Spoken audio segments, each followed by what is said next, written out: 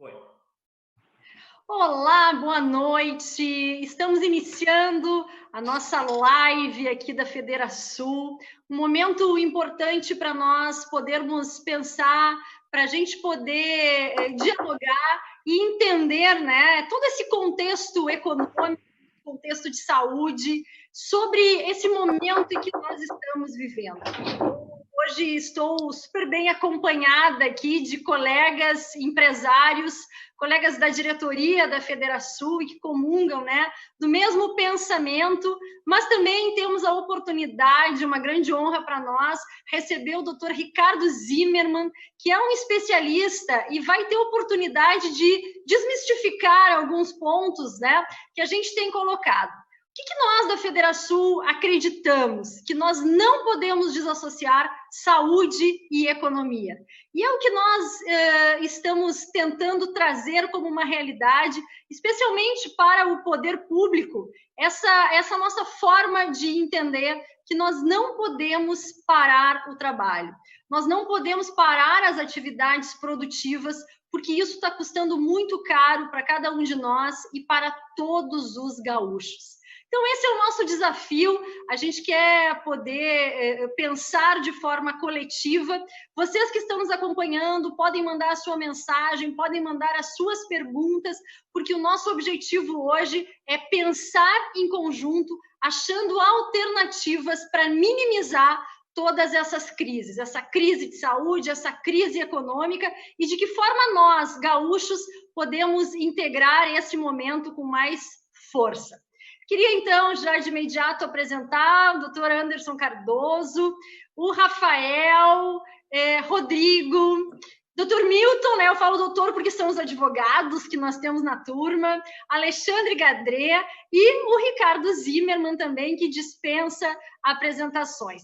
Nós vamos começar, né, tendo a oportunidade de ouvir o que os empreendedores entendem, né, como uma verdade nesse momento, a partir de todas as suas vivências. Esse aspecto econômico, como tem impactado e qual é a nossa maior preocupação. Na sequência, nós vamos ouvir, então, especialista, né, super renomado, infectologista, Dr. Zimmermann, e depois nós vamos ter a oportunidade de interagir com vocês que estão nos acompanhando e também entre nós fazer esse debate. Então, eu queria de imediato passar a palavra para o Anderson Cardoso, para que ele nos possa trazer, né, alguns insights para a gente começar esse nosso debate.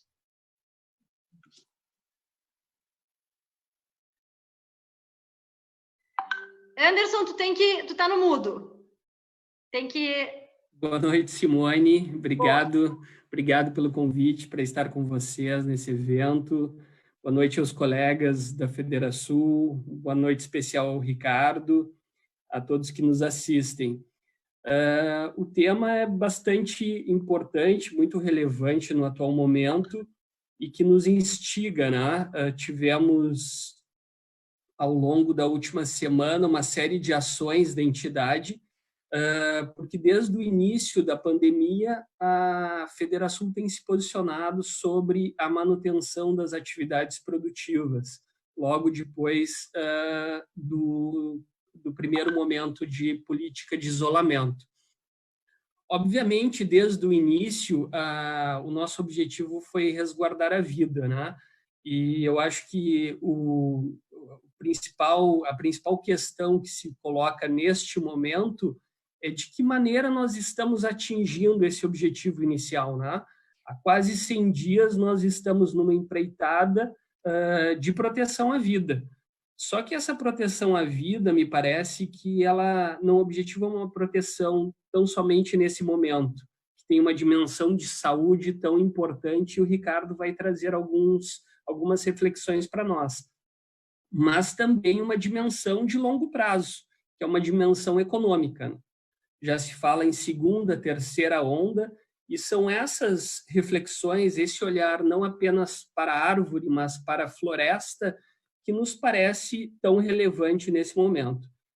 E o principal propulsor dessas reflexões hoje são as medidas adotadas pelo governo do Estado, né? Olhando se o objetivo é a proteção à vida, se não podemos olhar só num momento, temos que olhar numa perspectiva de longo prazo, as medidas postas atendem ao fim que se propõe, e nesse contexto nos parece que parcialmente, não podemos dizer que integralmente, mas tão somente parcialmente. Sabemos, obviamente, que tem grupos de risco que efetivamente necessitam atender essas políticas de isolamento, e essa proteção à vida e a proteção a esses grupos são efetivamente essenciais, mas nós já vemos hoje impactos econômicos muito relevantes por um período relativamente curto. Tá? Se nós olharmos com uma perspectiva que o Ricardo vai nos trazer com mais detalhes, pelo menos que nós teremos pela frente mais 5, 6 meses, no mínimo, de enfrentamento da pandemia sem uma vacina, nós certamente teremos que conviver numa perspectiva de longo prazo. Não poderemos pensar somente nas ações para agora. E já vemos, somente nesses 100 dias, chegar o nosso nível de desemprego a cerca de 13%. Vemos o impacto nas contas, falando apenas do estado do Rio Grande do Sul, de uma perda de mais de 2 bilhões de reais. Então, são questões que nos afetam no dia a dia de todas as nossas empresas e afetam, obviamente, a nossa economia como um todo, a economia gaúcha. E são essas reflexões que efetivamente nos trazem uma perspectiva de buscar alternativas. O método que está sendo utilizado é único. Lá no início, quando o governo do Estado estabeleceu uma regra harmônica para todo o Estado, nós já apontávamos a necessidade de termos uma maleabilidade nessa regra, ou seja, ter políticas regionais. E agora vamos além. Essas políticas regionais, passado um período inicial de isolamento, que talvez até tenha sido prematuro naquele momento, mas que foi feito com a dedicação de todos, com esse ônus de mais de 2 bilhões de reais, de 13% de desemprego, agora nós precisamos olhar com uma outra perspectiva. Isso que nos parece nos leva aos nossos pleitos, especialmente de manutenção da atividade produtiva em qualquer contexto e a participação no debate das bandeiras de índices socioeconômicos também, e não somente de saúde. Então, para o início do debate, Simone, as minhas reflexões são essas, né? Ou seja, olharmos para o objetivo e olharmos com a perspectiva de se, com as medidas que estamos adotando, nós estamos nos aproximando ou estamos nos distanciando. E, nesse olhar, o que me parece que traga espaço, sim, para olhar alternativas, quais são essas alternativas. E, obviamente, sabemos que é um debate muito difícil, não existem soluções prontas, é algo novo, algo que nós temos muito presente, que as decisões são difíceis, por isso precisa a contribuição de todos, entre as quais as entidades empresariais, que, no fim e ao cabo, são os principais afetados junto com a população neste momento. Obrigado, Anderson. É importante, né, destacar, mais de 130 mil gaúchos perderam o emprego nos últimos 70 dias. Esse é um número que nós não podemos desprezar. Queria, antes de passar a palavra para o Milton Terra Machado, dar um alô para todos os nossos colegas das ACIs que estão nos acompanhando. A gente está de Horizontina, Ijuí, Santa Rosa, Soledade, enfim, no decorrer a gente vai mencionando, mas obrigado aí pela audiência e que bom que a gente pode, né, interagir com todos vocês, porque nós precisamos mexer de fato com a opinião pública do Estado do Rio Grande do Sul. Milton Terra Machado. Mudo teu microfone. Nós não temos prática, né, Milton? Nós não estamos com toda essa prática de lives. Pois então, mas estamos todos aprendendo rápido, né? Evidentemente que toda crise, o ideal é que se aprenda, né? E que os ensinamentos permaneçam para sempre. E essas ferramentas que se tem utilizado ultimamente, elas vão permanecer certamente, seja no ensino, seja nas relações empresariais. E então, uma boa noite a todos que estão nos acompanhando. O esforço realmente é para encontrar alternativas, porque é evidente que, com uma coisa nova que surgiu e que se disseminou de uma forma galopante pelo mundo, é evidente que o acerto é o errar menos, né? Então, experiências estão sendo feitas, como essa do isolamento, né? Que é uma coisa nova, e é compreensível que de inopino se tenha optado, que a OMS tenha indicado essa solução, mas o problema é que isso não pode ser uma solução permanente, né? Nós não sabemos quando vai vir a vacina, e essa solução, entre aspas, do isolamento total, né? Nós estamos aqui praticamente hoje em Porto Alegre e muitas cidades do Rio Grande do Sul em lockdown, né? Praticamente quase não, muitos setores, a maioria dos setores econômicos, produtivos, não são impedidos de trabalhar. Isso significa, e com o tempo que isso já vem acontecendo, a ruína financeira total para uma parte muito grande da população. Isso é a ruína financeira total, né? E a ruína financeira total, evidentemente, que ela logo ali adiante, ela vai se refletir na saúde das pessoas. A presidente Simone citava, numa entrevista recente, até mesmo o poder aquisitivo, o poder para comprar medicamentos, né? Ele advém disso. Então, essa solução, nós precisamos evoluir, né? Essa solução foi uma solução posta logo que aconteceu a disseminação do vírus, mas isso não pode ser uma solução permanente, né? Então, o Anderson comentou, nós tivemos no Rio Grande do Sul uma queda na arrecadação de 2 bilhões de reais já, só nesse período. Agora vai fechar julho, né? Com cerca de 2 bilhões de reais não é uma receita que as empresas estejam devendo para o Estado do Rio Grande do Sul. É uma geração de riqueza que não foi feita e que nunca mais será feita. Esse dinheiro não vem nunca mais. Nós tivemos aí repasses do governo federal da ordem de 600 milhões de reais já. Então, somando-se isso, são 2 bilhões e 600 milhões de reais que o governo do Estado do Rio Grande do Sul esteve, por assim dizer, por gerir, mas esses 2 bilhões não virão nunca, né? Mas que poderiam ter sido, e aí nós temos que ouvir o nosso especialista, o Carlos Zimmer, o que se poderia fazer com 2 bilhões e 600 milhões de reais em termos de leitos de UTI, que é a chave, parece ser a chave da questão, porque, para não esquecendo a narrativa, a ideia era achatar a curva, né? Vocês lembram todos, o desenho era aquele, né? E todo mundo se familiarizou com a curva. Então, a ideia era achatar a curva, mas parece que a narrativa mudou para uma fantasia de que o vírus é um vento, que se nós ficarmos enclausurados em casa, o vento passa e nós podemos sair tranquilamente para fora. Lamentavelmente, para isso nós teríamos que combinar com o vírus. O vírus não vai embora, né? Evidente que tem a crise, a epidemia, né? Pegando localmente a pandemia no mundo inteiro, mas nós vamos ter que conviver com isso. Precisamos ter um modus operandi de conviver com o vírus e aprender e capturar das inteligências que estão à nossa disposição outras soluções.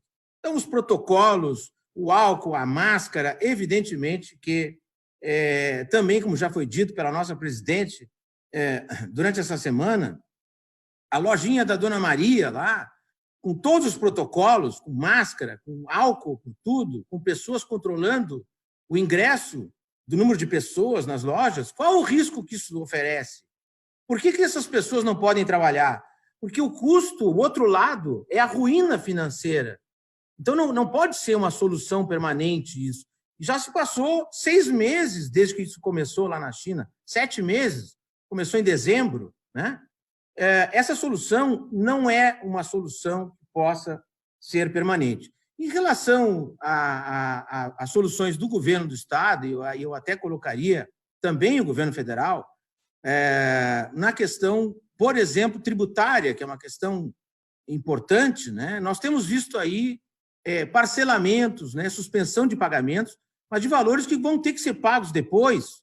As empresas não vão ter condições de pagar depois. Então, ao longo dos anos, e já finalizando essa primeira parte, presidente, ao longo dos anos, o que se viu de 4 em 4 anos, ou de 3 em 3 anos depois, foram parcelamentos com descontos expressivos de refis e refaz nos estados, né? Até de 90%, 95% de juros e multa. E agora, nesse momento, que é evidentemente a pior crise pela qual as empresas passaram, possam ter passado, não se vê o desconto, né? O que se vê é parcelamentos, postergação de pagamentos, né? Então, o que nós precisamos são de ações mais agressivas para cima do problema, né? Nós não podemos destruir tudo para consertar um problema, fazer terra arrasada da economia, né? Em economia se diz, não se pode incendiar o apartamento para matar a barata. No nosso caso, a comparação não seria a ideal, porque nós temos um problema gravíssimo, não é um problema de um ninho de baratas dentro do apartamento. Há uma infestação de ratos no apartamento. Mas, mesmo assim, nós não podemos, a solução não pode ser incendiar o apartamento. Então, nós precisamos expulsar o vírus, conviver com isso. Então, eu acho super oportuno que se ouçam todas as alternativas possíveis, as inteligências que estão à nossa disposição, ao invés de ficarmos martelando mais de 6 meses, o mundo inteiro e nós também, numa única solução que traz a aniquilação total aí, praticamente, para muita gente, né? E a ruína financeira para essas pessoas e para nós todos. Obrigado, Milton. Eu acho que essa questão da previsibilidade ela é importantíssima, até porque a gente está falando da esperança das pessoas, que cada vez mais a gente está descrente, né, com relação ao futuro dos nossos negócios e da economia de forma geral. Então, assim, né, só para a gente seguir aqui, o pessoal de São Nicolau está conosco, Gravataí, Canoas, Esteio, Santa Maria, e assim a gente segue, né, com muitos gaúchos aí acompanhando esse nosso momento. Vou passar a palavra agora para o Rodrigo Souza Costa. Boa noite a todos.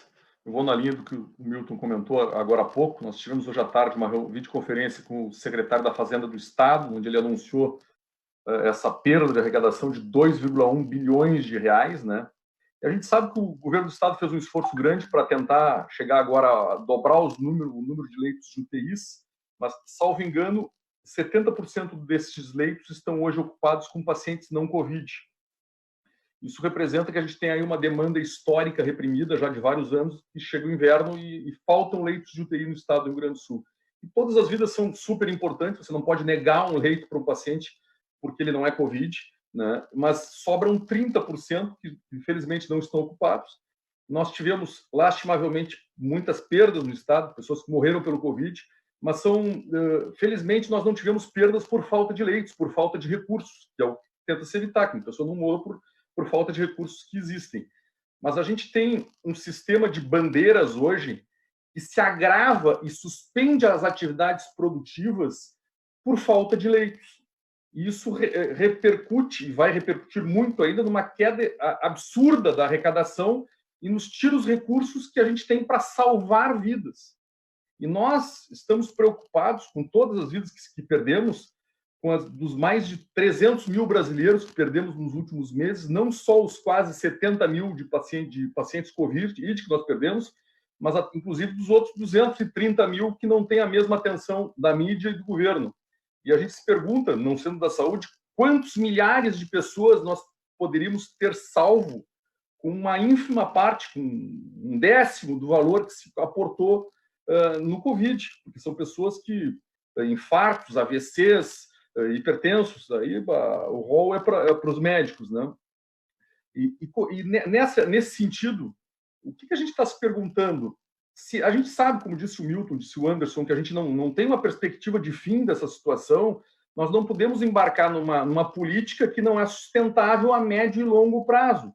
Nós precisamos fazer uma relação ótima entre algum protocolo de biossegurança que reduza o número de infectados e um aumento expressivo do número de leitos que não impeça mais a atividade produtiva. Porque se nós impedirmos a atividade produtiva, nós vamos ficar sem arrecadação para salvar vidas. E o que nós vamos fazer ali em setembro, outubro, com uma população quebrada, toda desempregada, precisando do sistema público de saúde e com o governo sem dinheiro nenhum para salvar ninguém? Não, é uma ilusão achar que a gente vai conseguir salvar alguém sem nada, sem recursos, sem dinheiro, sem hospitais, né? E a gente está matando para não investir em aumento exponencial do número de leitos, nós estamos matando a economia no curto prazo, as empresas, os empregos, e matando a arrecadação no médio prazo. Então, essa é a minha perspectiva de qual seria o protocolo de biossegurança, se ele existe, de um especialista da sua capacidade. Obrigado. É interessante, é importantíssimo esse ponto, né, Rodrigo, também, da gente ter essa manutenção da carga tributária, porque o Estado do Rio Grande do Sul ele já vem apresentando déficits orçamentários, né, e nós vamos precisar cada vez mais de recursos para suprir a necessidade de uma população que vai ficar sem escola particular, porque não vai ter recurso e vai demandar a escola pública. E especialmente pessoas, né, que não vão mais conseguir pagar planos de saúde e vão precisar de saúde pública. Então, a gente também não pode desprezar essa questão que está caindo a arrecadação e nós precisamos complementar também os recursos públicos. Pessoal de São Leopoldo, Osório, Rio Grande nos acompanhando. Vamos ouvir agora, então, Rafael Goesler. Obrigado, Simone. Uma satisfação estar participando aqui. Um abraço para todos os colegas aí da Federação de diretoria. Um abraço para o doutor Ricardo Zimmermann. Obrigado por estar conosco novamente, doutor. Um especialista realmente que tem uma visão bastante sistêmica do problema, ou seja, ele não olha só um ponto, ele olha de uma forma bastante ampla. Um abraço aos amigos do interior que estão nos acompanhando e que fazem parte da nossa diretoria de integração. Eu gostaria de tocar em alguns pontos. Um ponto com relação ao que o Anderson colocou da perda de arrecadação, que nós tivemos essa reunião hoje pela manhã com o secretário da Fazenda, o Marco Aurélio Cardoso. Quero expor aqui o agradecimento também que ele está sempre disponível para participar das nossas reuniões da Federação, que o Estado teve uma queda de arrecadação de cerca de 2,1 bilhões de reais. Eu digo que a iniciativa privada estaria agradecida se a nossa perda tivesse sido de 2,1 bilhões de reais. Essa foi a perda de arrecadação do Estado do Rio Grande do Sul. Se a gente fizer um cálculo simples, a perda de geração de riqueza para todos os gaúchos nesse período foi superior a 21 a 22 bilhões de reais, pegando parcela de impacto desse imposto na geração de riqueza do Estado inteiro. O que nós poderíamos fazer com esse dinheiro? Nós poderíamos sim distribuir aos gaúchos, como é o que a iniciativa privada faz, com a geração de valor, com a geração de emprego, dando salário e dando dignidade às famílias. Hoje o que nós temos são famílias que não podem dar dignidade aos seus entes queridos, porque estão cerceados de produzirem. Mas cerceados por quê? Porque nós somos acometidos por um vírus desconhecido, de certa forma. Agora, nós estamos ainda com um benefício gigantesco, porque às vezes as pessoas comparam com a Itália, mas a Itália fez isso, a Itália não tinha informação nenhuma. Ela foi acometida pelo vírus sem ter absolutamente nenhum estudo de ações de prevenção. Na época que estava estourando o problema na Itália, a OMS dizia que não era para usar máscara para prevenção. Há 2 semanas atrás, a Secretaria Municipal de Saúde de Porto Alegre disse para o Túlio Milman, está publicado na Zero Hora, um documento oficial da Secretaria dizendo que não havia indícios científicos que comprovassem a eficácia do uso de máscara. Mas há indícios científicos que comprovam, então, o fechamento das empresas como sendo o maior causador da disseminação do Covid? Certamente não. Nos últimos dias, a gente percebeu várias ações. O Milton também colocou uma questão importante sobre a possibilidade do parcelamento e postergação dos pagamentos, e que a gente sabe que as empresas vão ter dificuldade depois para pagarem essa postergação. No nosso estado, a gente não teve postergação de pagamento, a gente pagou o IPVA em dia e a gente pagou o ICMS em dia. Não tivemos postergação nem mesmo de pagamentos, ou seja, essa queda de arrecadação não foi por causa de postergação e por causa de um fôlego a mais, não é deixar de pagar, seria um fôlego adicional que as empresas teriam para depois, passar dessa crise, quando pudessem retomar as suas atividades produtivas, pudessem arrecadar esse valor com o seu trabalho, com a geração de valor para a sociedade, pudessem pagar esses impostos. Nos últimos dias eu fiz um compilado, acho que foi bastante singular. Sexta-feira, dia 3, nós tivemos o estado do Rio Grande do Sul sitiado, 10 regiões em bandeira vermelha, que correspondem a mais de 70% da população gaúcha. Sim, mas o vírus se alastrou demais. Essas regiões realmente deveriam estar na bandeira vermelha. Eu peguei os dados na mesma data de sexta-feira, do dia 3. Nós tivemos uma região que me chamou muita atenção, que é a R06, por exemplo, que é a região de Taquara, que ela saltou de uma bandeira amarela para uma bandeira vermelha imediatamente. Eu imaginei, vou estudar essa região, porque de verdade ela deve ter tido um aumento extremamente agressivo de Covid para justificar essa alteração, onde com a bandeira vermelha as empresas são impossibilitadas de trabalhar. Só as empresas de atividades ditas essenciais poderiam trabalhar. A R6 de Taquara, dados do dia 3 de 7 às 17h05, dados da Secretaria Estadual de Saúde. São 8 cidades que compõem essa região. Tem 8 hospitais. São 20 UTIs dentro dessa região. Dessas 20 UTIs, quantas estavam ocupadas? 35% das 20 UTIs estavam ocupadas. Quantos pacientes de Covid? 0. Nenhum paciente que estava em UTI era Covid. Ok, então tinham 7 pessoas internadas em 20 UTIs que fecharam uma região inteira por causa do Covid, sendo que nenhuma dessas era Covid confirmado. E nós tínhamos uma que era síndrome respiratória aguda grave. Mas essa região, depois o Estado reformou a sua decisão, depois que a região contestou os dados, foi feita uma reformulação. Vamos pegar Pelotas, então, que continua na bandeira vermelha. Na sexta-feira, Pelotas, 22 cidades, R21. 22 cidades, 20 hospitais, 120 UTIs. Qual era o índice de ocupação? 75%. É alto o índice de ocupação? É relativamente alto nesses padrões novos que nós estamos trabalhando. A gente sabe que existe um histórico de defasagem no nosso investimento público na área de hospitais no estado do Rio Grande do Sul de mais de 30, 40 anos. Mas quantos por cento desses pacientes eram Covid? Eu tenho aqui o dado, 17% eram Covid. 17% eram Covid. 83% eram pacientes não Covid. Por que fechar uma região por causa de um histórico de não investimento de 40 anos? Fechar as empresas não vai resolver esse histórico, vai reduzir a arrecadação.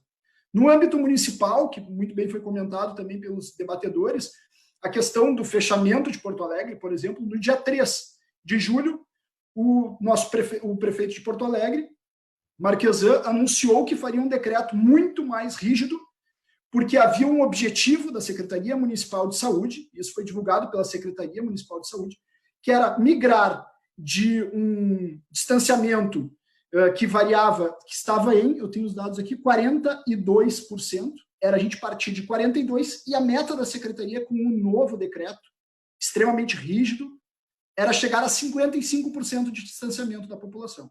Essa era a meta da Secretaria Municipal de Saúde de Porto Alegre. Ele anunciou no dia 3 esse fechamento das empresas que ocorreria no dia 7, ou seja, ocorreria no dia de ontem.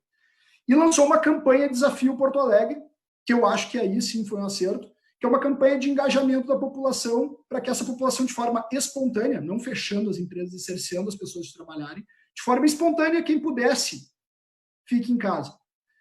Nós conseguimos chegar no dia 5, dia 3 foi lançada a campanha, nós tínhamos 42%, meta era 55%. No dia 5 de julho, dados da Secretaria Municipal de Saúde, nós chegamos no índice de 61,6%, acima da meta que existia da prefeitura chegar com o seu decreto de restrição, e o decreto não estava valendo. As empresas estavam trabalhando. No dia 5, nós chegamos a 61,6%. No dia 6, o prefeito participou na Câmara de Vereadores de uma conversa com os vereadores do município de Porto Alegre. E ele declarou lá que hospitais de campanha, abre aspas, hospitais de campanha não são necessários em Porto Alegre. Outra declaração, abre aspas, hospitais de campanha não são recomendados a não ser em casos extremos. Nós deixamos legado. No dia 7 que foi feito, decreto de fechamento. Fecha todas as empresas da capital de Porto Alegre, a capital dos gaúchos, fecha espaços de estacionamento, bloqueia vale transporte de trabalhadores. O objetivo não era chegar em 55%, nós tínhamos 61% sem o fechamento das empresas. Nota-se que o objetivo não é o distanciamento. Nota-se que o objetivo é outro, porque o distanciamento foi alcançado e superado. Inclusive, saiu em Notícias da Zero Hora que nós nunca tivemos um índice tão grande desde abril, com esse índice de distanciamento que foi espontâneo da população. Mas, da mesma forma, o prefeito decreta o fechamento das empresas, mesmo tendo alcançado o objetivo. É aquela questão da Dilma, não temos uma meta, quando chegarmos à meta, vamos dobrar a meta. Lamentável isso, queremos sentar e participar das decisões. Cansamos simplesmente de pagar a conta e deixar que outros façam a gestão disso. E a gestão está sendo bem feita? Tenho minhas dúvidas. Por que não foi providenciado o número de UTIs necessários? Se eles conseguem calcular quantas empresas e quais regiões as empresas devem fechar para diminuir o índice de Covid, como a gente não consegue determinar o número de UTIs que nós temos que ter no final desse mês para que as empresas continuem abertas?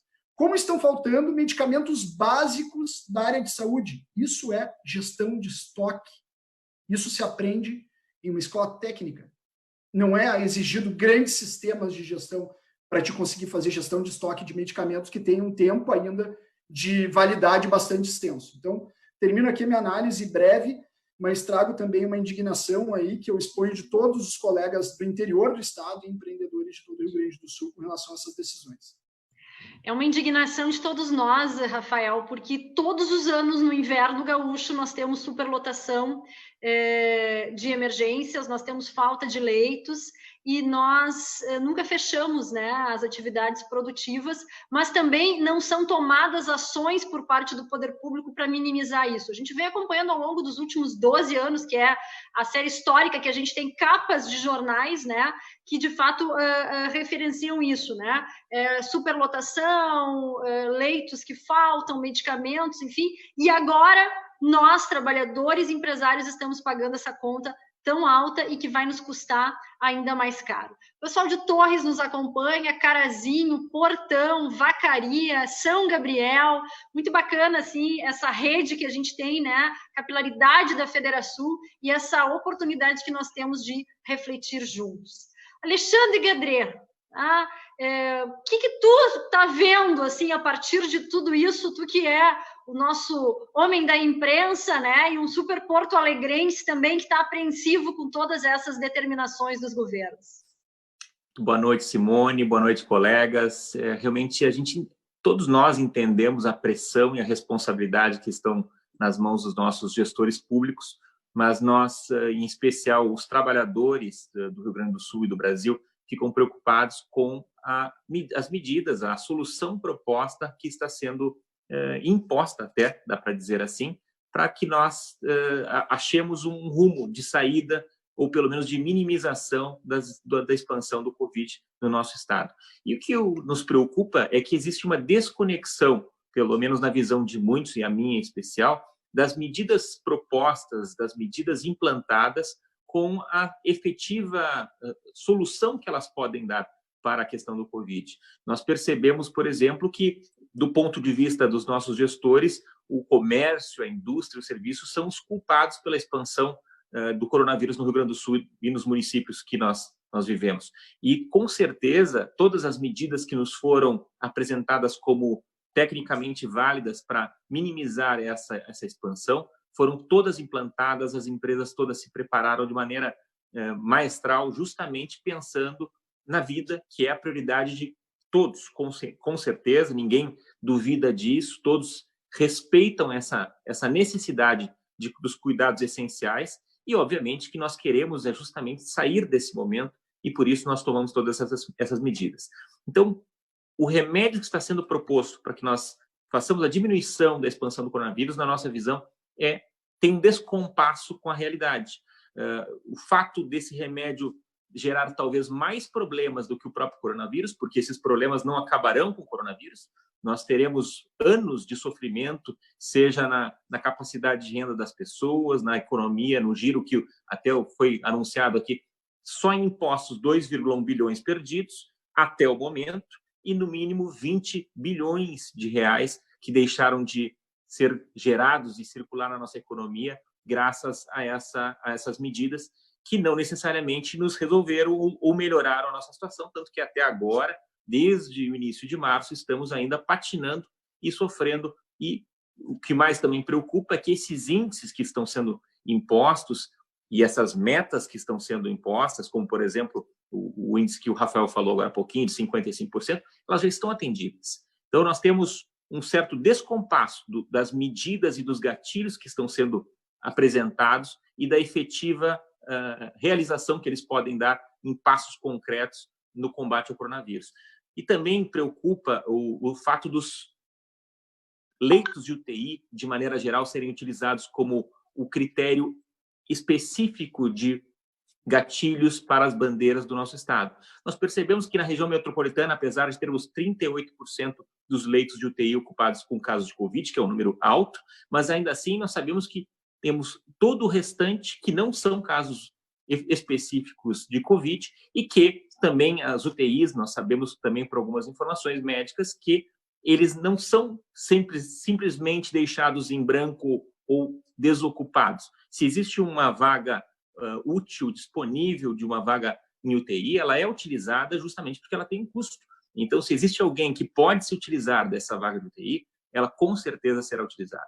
Então, acho que os critérios não podem ser única e exclusivamente focados nesses fatores. Acho que os fatores socioeconômicos são muito importantes, que entrem nos critérios dos municípios e do nosso estado, para que nós tenhamos esse reflexo completo apresentado e não simplesmente do ponto de vista do número de leitos disponível em cada região. Senão nós vamos realmente ficar girando em círculos e não vamos sair do lugar, porque nós sempre estaremos empurrando para mais adiante na nossa expectativa de retorno. E acho que muitas vezes já nos foi dado o prazo como são mais 15 dias, são os próximos 15 dias, e agora nós estamos já com sucessivos ciclos já completos e nenhuma solução efetivamente bem-sucedida nesse combate. E nós precisamos retomar as atividades econômicas do nosso estado o quanto antes, porque, com certeza, o prejuízo que as vidas das pessoas terão, além das mortes que já aconteceram e as que acontecerão, serão ainda piores do que as que nós estamos vendo hoje. É interessante, Gadré, justamente essa questão do gatilho de bandeiras, né? Nós também entendemos, e é a nossa crença da Federação, que a bandeira vermelha tem que servir como um gatilho para o poder público ampliar os números de leitos, contratar mais equipes médicas, e não para parar a atividade produtiva. O pessoal de Sapucaia do Sul nos acompanhando, Tapejara, Piratini. Doutor Zimmermann, quero iniciar lhe agradecendo por essa oportunidade. A gente sempre fica muito entusiasmado quando consegue conversar contigo, né? E ouvir as tuas crenças e tudo aquilo que tu conhece como um estudioso no assunto. E eu queria poder te deixar, né, uma indagação inicial. Nós, a indústria, o comércio, o serviço, os empresários, de forma geral, eles não são bandidos, eles não são vilões. Nós seguimos rigorosamente os protocolos sanitários. Nas nossas empresas é um lugar seguro para se estar e nós não podemos trabalhar. Como é que tu tem enxergado tudo isso, né? Entendendo que hoje as pessoas estão confinadas em casas, a periferia, né? Lamentavelmente, são 6 pessoas numa mesma família, em cômodos muito pequenos. É aí que o vírus vai se propagando. Os nossos locais de trabalho são seguros. Esses protocolos sanitários, né? Usar máscara, ter o distanciamento, álcool gel, medição de temperatura, isto é eficiente? Nós poderíamos tentar seguir com a nossa vida, claro que não de uma forma normal, porque não é possível isso, mas dentro de um novo normal. Seja muito bem-vindo e muito obrigado por aceitar o convite para estar aqui conosco. Teu mudo, microfone. Lá pela 100ª live eu vou aprender a colocar o microfone no momento certo.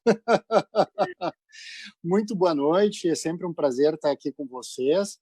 Eu acho que a gente pode voltar a um novo, muito parecido com o velho, digamos assim. O que acontece é que nós chegamos até aqui por uma única explicação possível, que é o medo. O medo exagerado, o medo desproporcional ao desconhecido e a uma propaganda sistemática que eu não vou me aventurar a hipotetizar qual é o motivo ou qual é o objetivo final. A questão toda é a seguinte: aqui fica claro que se desconhece os mecanismos de transmissão do coronavírus. E, do ponto de vista internacional, isso começou com um modelo do Imperial College, que é o famoso modelo de Ferguson, que até hoje ele não publicou. Vejam, não é nada baseado em evidências, ao contrário, não existe sequer escrito, que assustou a população mundial por 2 equívocos. Primeiro, ao computar no modelo estocástico deles uma letalidade de 0,9%, e a própria Organização Mundial da Saúde, até pouco tempo atrás, estava trabalhando com uma letalidade de 3,4%, o que é um absurdo. A gente sabe da revisão sistemática do professor Ioannidis de Stanford que ela vai ficar em 0,05% a 0,3%. Então, no mínimo, eles superestimaram a letalidade num fator de 3. E segundo, além de dizer que a chance de você morrer ia ser alta se infectasse, eles erraram totalmente no cálculo do limiar do rebanho. Limiar do rebanho é o percentual de infectados a partir do qual a curva cai. Eles estabeleceram um limiar de rebanho de 60%, o que significaria que, eventualmente, 81% da população mundial se infectaria.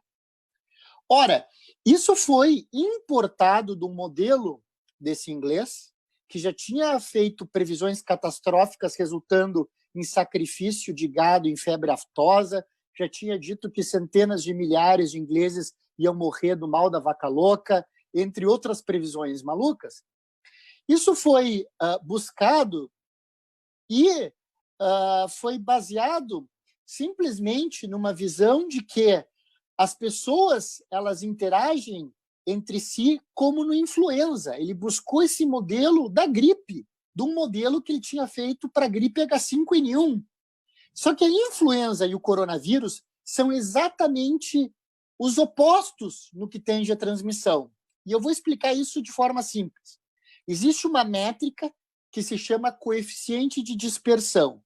Se o coeficiente de dispersão tende ao infinito, quer dizer que eu, tu, João, Maria, fulano, Beltrano, transmitimos por igual.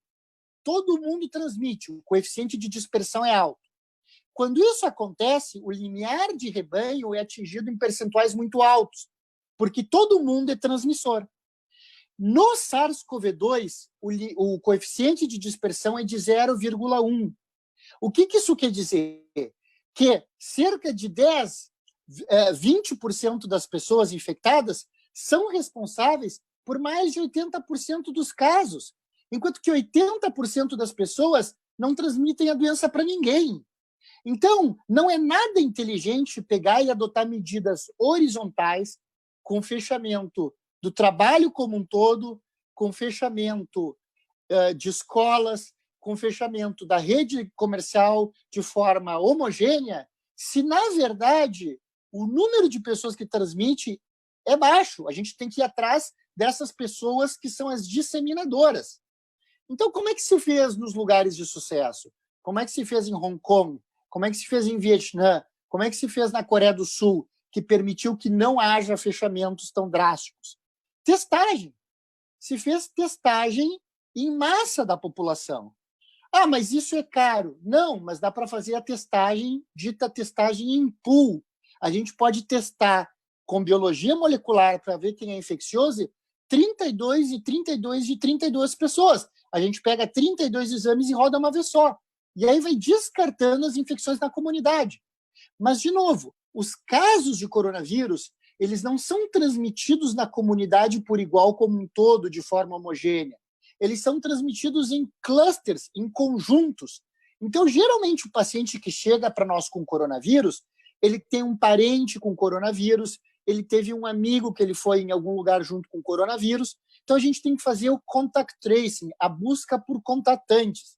A gente precisa diagnosticar esse paciente e a gente precisa, por teste de biologia molecular, ir atrás dos 16 contactantes que esse paciente tem em média para deixar quem está doente em quarentena domiciliar e oferecer o tratamento precoce. Então, a gente tem, no Rio Grande do Sul, 16 testes por 1.000 habitantes já tendo sido feitos até o momento. Os Emirados Árabes Unidos têm quase 400 testes por 1.000 habitantes. Então, a gente testou muito pouco. A gente praticamente não testou. Aliás, se não testou, não tem nem como dizer como está sendo a disseminação do vírus. Porque como é que a gente vai fazer uma curva para fazer projeções se a gente tem um gargalo enorme de testagem? Se a curva parece que está subindo de forma exponencial, pode ser simplesmente porque chegaram novos testes e eu rodei um monte de testes. Então, a gente também precisaria da métrica número de testes positivos sobre número de testes totais sendo realizados, para ver se verdadeiramente a curva se mantém de forma exponencial. Então, a gente não tem testagem. Sem testagem, a gente não tem contact tracing. A gente está falhando no tratamento precoce, que reduz a carga viral, reduz o risco de progressão da doença, que reduz a necessidade de demanda por UTI, o risco de transmissão e, portanto, o risco de demanda por UTI de forma secundária.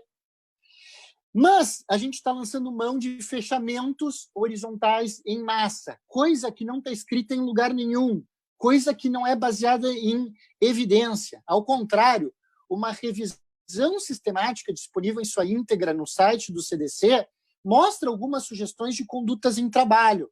Por exemplo, o chamado Pay Leave Sick.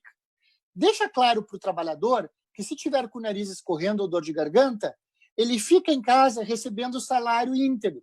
Isso reduz em 30% a chance dele chegar com o nariz escorrendo para trabalhar.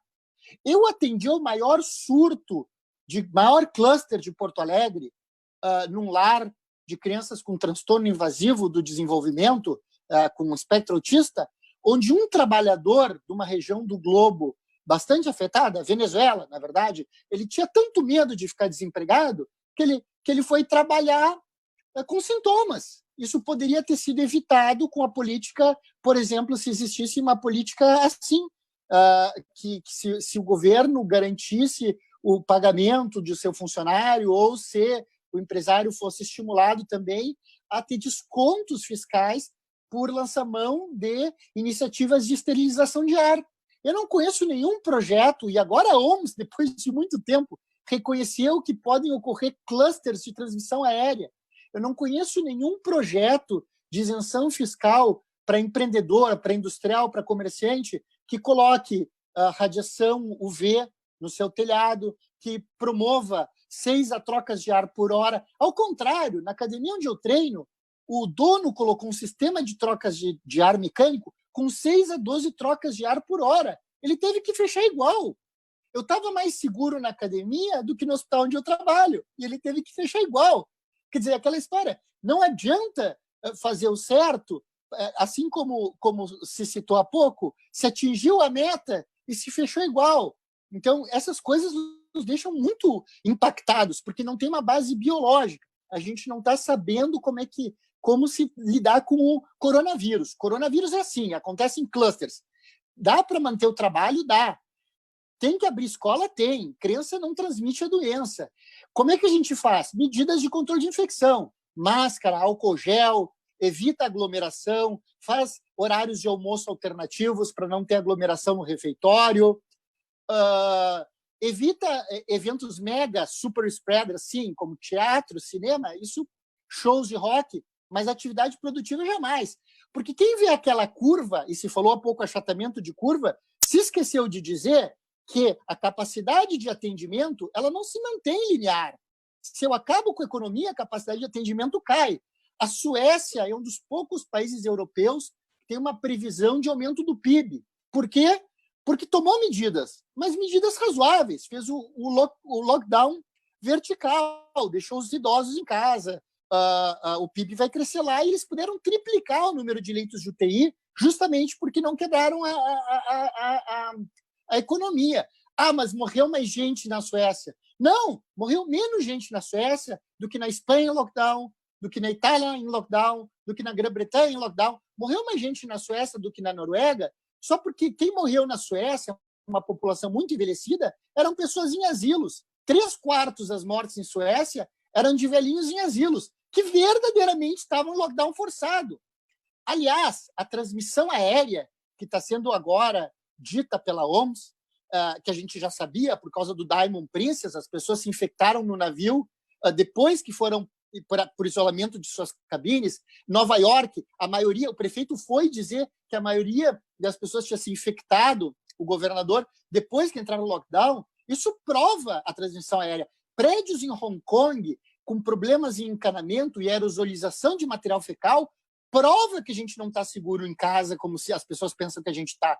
Ao contrário, se tem alguém doente em casa, a taxa de ataque é 0,3%, é 30%, enquanto que a taxa de ataque na comunidade, a chance de eu pegar na comunidade é 0,45%. Então, o que a gente precisa é isso, medidas de esterilização de ar, uso de máscara, diagnóstico precoce de quem está infectado, contact tracing, ir atrás dos contactantes, manutenção de quarentena de quem está infectado, tratamento precoce, eventualmente mais leitos de UTI, trabalho de epidemiologia de campo para conhecer a nossa soroprevalência, mas é o que foi dito aqui, a doença, o vírus, não se combinou com o vírus. O modelo de Harvard mostrou, que é o modelo determinístico, que não existe um período suficientemente longo de lockdown que, quando aliviado, a gente vai estar livre. Se a gente, pelo modelo de Harvard, pode ficar mais de 5 meses trancado. Quando a gente sair, a curva volta. Então, não adianta, o vírus vai infectando as pessoas até se atingir o limiar de rebanho. Só que as pessoas foram assustadas porque elas acharam que aquele limiar de rebanho era de 60%. Não é. As pessoas não têm a mesma conectividade social. Se os teus amigos se infectam, a chance de tu te infectares é maior do que a de que eu me infecte. Então, existe essa heterogeneidade, essa mistura populacional e fatores genéticos que fazem com que a suscetibilidade real seja menor. Por isso que se achatou a curva na Espanha do lockdown com 5%. Ah, mas foi o lockdown? Não, porque na Suécia, sem lockdown, se achatou com 7%. Muito longe dos 60%. Mas, de qualquer forma, a gente aqui no Rio Grande do Sul entrou em medidas de restrição com 0,05% de prevalência durante o verão, com leitos de UTI vazios.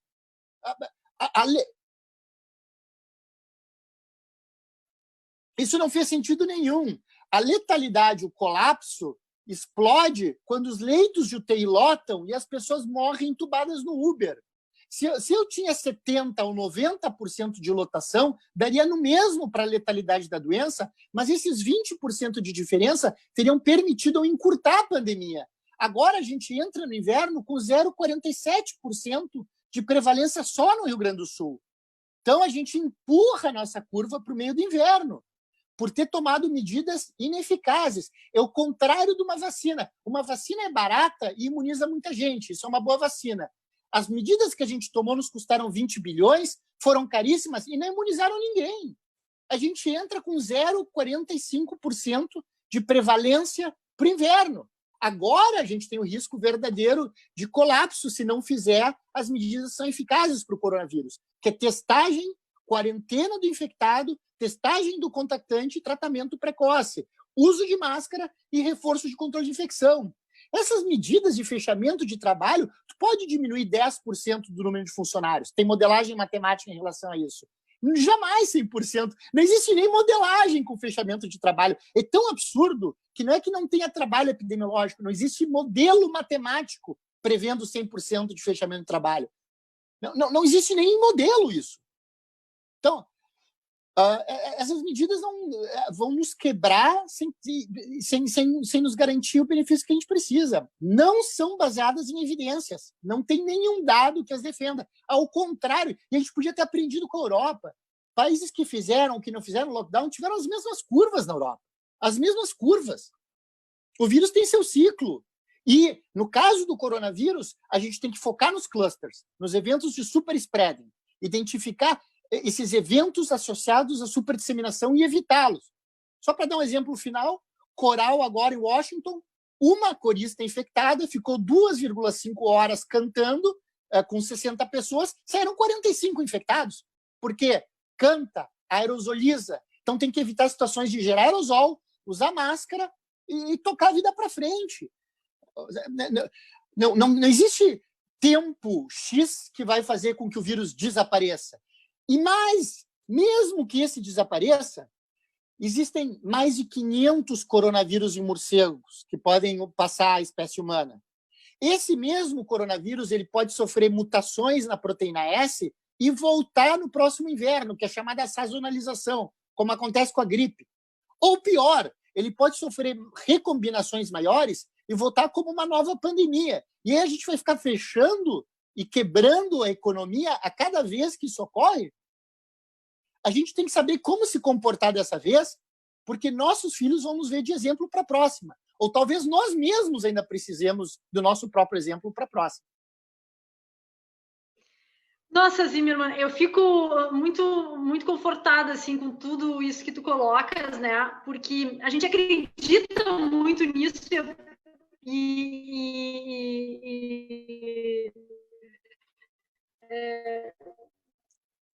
por isso que a gente te convida tantas vezes para que tu possa, que eu penso, certamente os nossos colegas também, um argumento melhor que o outro, como o governador pode fechar os olhos para tudo isso.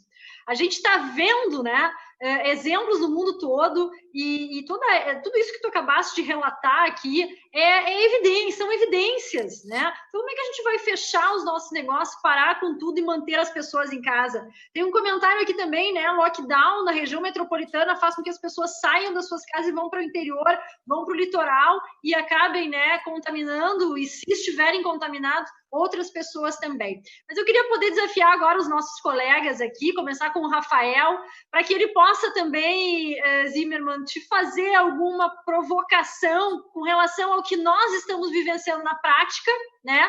A partir das tuas vivências e daquilo que tu entende como sendo adequado. Vou pedir que os nossos colegas consigam se manter aí em torno de 2 minutinhos, para que nós possamos também acompanhar aqui o que os nossos ouvintes estão relatando. Perfeito, Simone. Parabéns, Ricardo, doutor Ricardo, excelente mesmo a apresentação. Eu acho que eu fico mais preocupado ainda, porque a gente percebe que os erros não são pontuais, né? De fato, eles são bastante expressivos. Eu acho que a questão da ciência, a ciência também é ouvir o contraditório.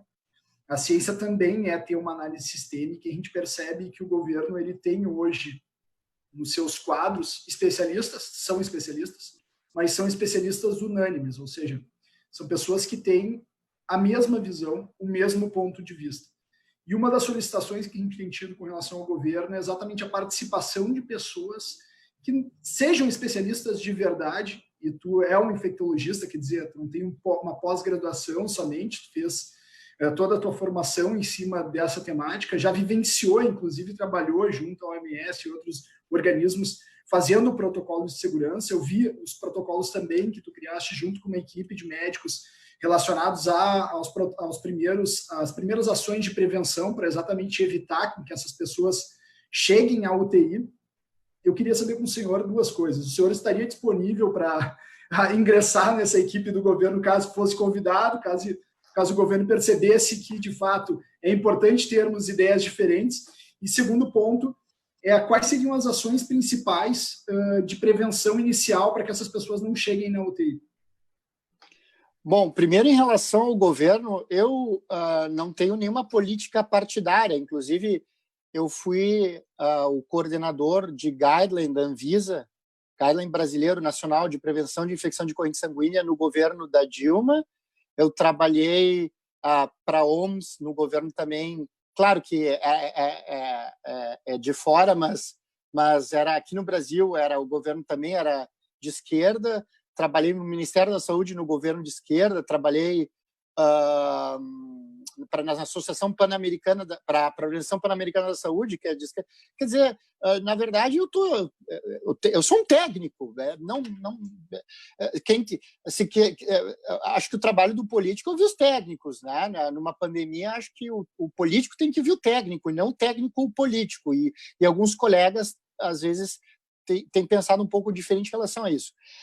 De prevenção, eu acho que assim, é fundamental a testagem, mas se a gente for fazer a testagem para ver se a gente está infectado, a não ser um laboratório de Porto Alegre que faz uma técnica que o resultado sai em 6 horas, Os outros laboratórios ainda te dão o resultado em 2 a 3 dias, em virtude não do atraso processual ou do atraso molecular, mas do atraso logístico, porque tem uma demanda muito grande. Isso não te permite que tu condicione o início do tratamento ao resultado, porque como a gente sabe hoje, esse vírus aqui, ele embora seja parecido em 80% com o coronavírus 1, ele do ponto de vista de dinâmica viral, ele é mais parecido com a influenza. E lembram do influenza? O Tamiflu só funciona no início. Aqui mesma coisa. Se a gente for dar antiviral, a gente tem que dar logo nos primeiros sintomas. Isso faz com que a carga viral não suba e com que não se chegue na segunda semana com a carga viral alta. Porque se o sistema imune, quando vai se desenvolver na segunda semana, encontra uma carga viral residual alta, ele faz uma supercompensação com uma sopa de mediadores inflamatórios, o que gera microtrombos e edema pulmonar. Então, ou o sangue não circula para ser oxigenado, ou ele até consegue circular, mas não entra o ar para oxigenar o sangue que está circulando. E o paciente entra em insuficiência respiratória. Então, é fundamental a testagem e o tratamento precoce. Ora, todo paciente que se apresentar tem que nos trazer os contactantes para a gente testar. Para vocês terem uma ideia da importância de como as pessoas não aparecem do nada, de forma esporádica ou comunitária, na Coreia do Sul, 81% dos pacientes vieram de cluster. Ou seja, os pacientes não vêm do nada, os pacientes vêm, olha, eu andei com fulano, minha mãe estava com sintomas. Mais um motivo para a gente não temer tanto a questão comunitária, porque como os casos se aglomeram, o que precisa fazer é ser inteligente, é ir onde está o vírus. Se tu sai testando a população, tu não encontra o vírus. Por isso que na iniciativa de Pelotas, aliás, muito bem-vinda a iniciativa, então de parabéns, eles encontraram só 0,45% de prevalência agora, porque o vírus não está circulando na comunidade. Mas quando eles detectavam um caso e testavam a família, já subia para uns 30%. Aí é diferente. Então, qual é o trabalho certo a ser feito? Contato, busca ativa. Para isso a gente precisa do poder público, das vigilâncias, fazendo busca ativa. Mas não é o que a gente vê. A gente chama a vigilância, eles não querem fazer o teste. Eles dizem que não tem como, que não tem sintomas. Porque, muitas vezes, para o poder público, fazer o teste a qualquer momento só para dizer que deu positivo é suficiente. Não, você deve atrelar esse insumo a um plano. Já que você vai investir dinheiro na biologia molecular, é para fazer alguma coisa com o resultado, não é para no final do mês ter uma planilha burocrática para preencher. Então, minha proposta, testa a população com biologia molecular, mas com pool. Aí, como a prevalência pré-teste é baixa, não importa que dilua um pouco a amostra. Isso é raciocínio bayesiano. Como tu vai perder sensibilidade porque tu dilui a amostra em 32, mas como a prevalência pré-teste é baixa, o valor preditivo negativo continua alto, porque a prevalência pré-teste é baixa. É o teorema de Bayes. Então, você testa o grosso da população de forma barata com pool. E o contratante, você faz o teste molecular individual. E deixa essas pessoas em casa e trata essas pessoas precocemente para elas não precisarem ir para o hospital. Aí a quantidade de pessoas que vai precisar de UTI cai. Aliás, a gente, mesmo sem fazer isso, diga-se de passagem, a gente não teve colapso ainda aqui, com tudo fechado. Então, olha aqui, Zimmermann, o pessoal está curtindo muito. Temos que colocar o Zimmermann em rede nacional, ele é o cara. Tem que ser ouvido por milhões. Mas também não basta ser ouvido por milhões, a gente só precisa que poucas pessoas escutem o Dr. Zimmermann e ajam de acordo, né, com isso que está sendo apresentado. São as nossas lideranças políticas que tomam as decisões e que, no final de tudo, colocam, né, um peso maior ainda nas nossas costas. Alexandre Guedré. Dr. Zimmermann, parabéns pela didática, parabéns pela brilhante explanação, muito clara, muito objetiva. E a minha pergunta é com relação à sensibilização dos nossos governantes. Como nós conseguimos, além de eventos como esse, que nós estamos justamente tentando levar ao maior número de pessoas possível essa informação relevante, concreta e efetivamente lastreada em dados científicos, como levar isso, na sua visão, a um número de gestores públicos ainda maior? E também pergunto se o senhor foi procurado por gestores públicos para se aconselharem ou para justamente participar de algum conselho de decisões estratégicas com relação ao Covid? Excelente questão. Nós temos um grupo que está fazendo um compilado de evidências para sugerir o tratamento precoce, e eu saí de uma live, por isso que eu estou movimentando a câmera que nem um maluco, porque eu fiquei sem bateria, porque eu saí de uma live com em torno de 20 prefeitos do interior, justamente para promover o tratamento precoce, que é uma forma de a gente reduzir a letalidade dos pacientes e de evitar a sobrecarga do sistema. Então, essa é uma coisa. E muitos prefeitos têm ouvido, por exemplo, Carazinho, Lajeado, estão fazendo tratamento precoce já, Gramado, né, estão seguindo a experiência de Porto Feliz, em São Paulo, do sistema de saúde do Belém do Pará, da Unimed, que fez. Os dados são impressionantes. No mínimo, as pessoas têm que admitir que existe um coeficiente de determinação na regressão logística burral entre o início da terapia precoce e a queda de solicitação de leitos de internação e de leitos de UTI. Então, quem não viu, sugiro que veja os dados da Unimed do Pará. A Amapá está fazendo um belo trabalho também. Mas, de certa forma, acho que às vezes os políticos ficam um pouco blindados pela questão da academia, né? Então, se a gente for ver, por exemplo, não quero citar nenhum exemplo em particular, né? Porque eu já tenho sofrido minhas represálias aqui, mas se a gente for analisar alguns grupos técnicos de trabalho, eles são cheios de membros da academia, o que é bom, acho que a academia tem que ter seus representantes, mas é importante que a gente coloque pessoas que têm prática de fronte também. Porque o que acontece? Tem muito colega acadêmico demais, ou muitas situações acadêmicas demais, que confundem medicina baseada em evidências com medicina baseada em ensaios clínicos randomizados. E é óbvio que ensaio clínico randomizado duplo cego no meio de uma pandemia é descontextualizado. Então, uma coisa é você ter para infarto agudo do miocárdio, outra coisa é para ter para uma pandemia. Mesmo assim, as evidências são a favor do tratamento. Tem 5 ensaios clínicos randomizados já, os 5 são positivos. E as experiências dos centros publicadas também são positivas. Por isso que as coisas estão começando a mudar, felizmente, a favor do tratamento precoce.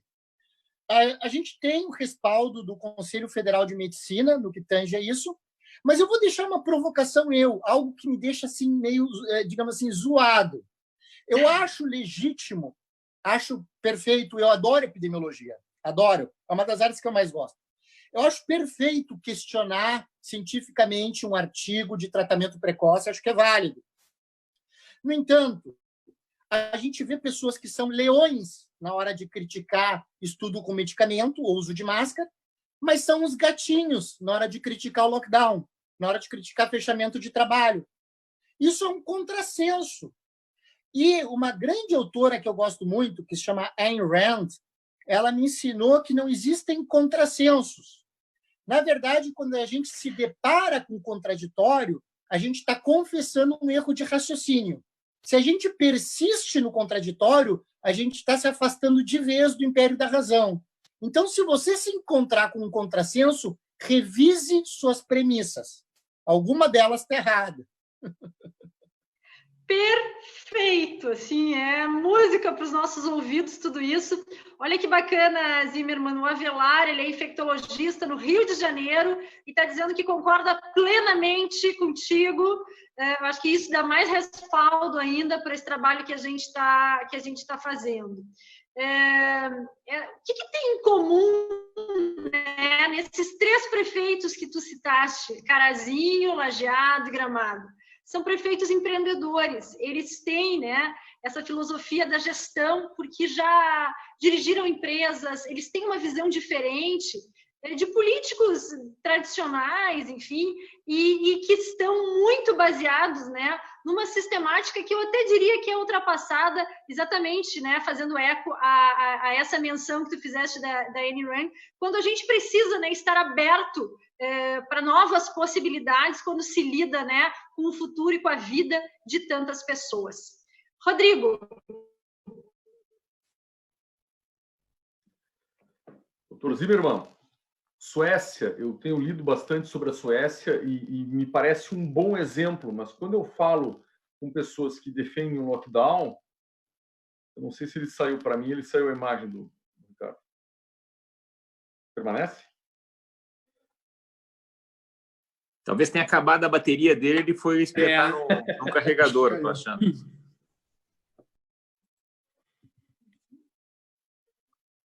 Simone está no mudo.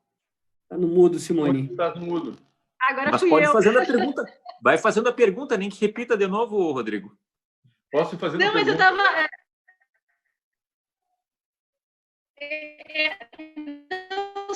Só vou aguardar um pouquinho ele voltar, assim, acompanhando aqui. Nós estamos com centenas de pessoas, né, aqui junto conosco. Ele já todas, justamente na mesma vibe, assim, entendendo que estas verdades precisam chegar, né, no poder público para mudar o mais nesse momento. Zimmermann, conseguiu te organizar aí com o teu carregador? Voltou? Mudo. Estás no mudo. Tem que tirar do mudo também, Zimmermann. Agora vocês entendem por que eu não fiz cirurgia, né? Vai lá, Rodrigo, continua. Eu tenho lido bastante sobre a Suécia e conversando com pessoas, ouvindo argumentos de pessoas que defendem fechamento total, lockdown, sempre citam como um exemplo negativo. E eu olho os números e não consigo enxergar um exemplo negativo. Acho que eles estão sendo precocemente crucificados por uma estratégia que me parece vencedora, mas são poucos artigos, eu acho que eles estão até numa filosofia, numa estratégia propositalmente discreta, não divulgam muita coisa.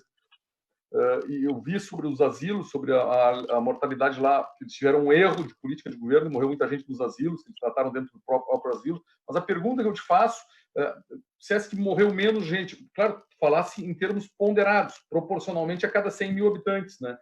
Me pareceu que a Suécia morria bem menos gente do que a Inglaterra, que estava em lockdown, fechada. E que na Suécia, mas eu gostaria que falasse um pouquinho sobre a Suécia. Outra pergunta é, agora recentemente as pessoas estão dizendo que o contato com o vírus não gera imunidade permanente, que a gente pode ficar imune por um tempo e logo em seguida perder completamente a imunidade. Não sei se isso é comprovado ou não é. E por último, já falou que era sobre a questão do tratamento precoce, mas a Suécia sobre a questão da imunidade. Obrigado. Bem, tens toda a razão.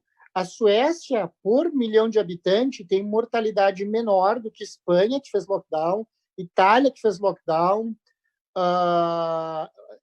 um pouquinho maior que a França,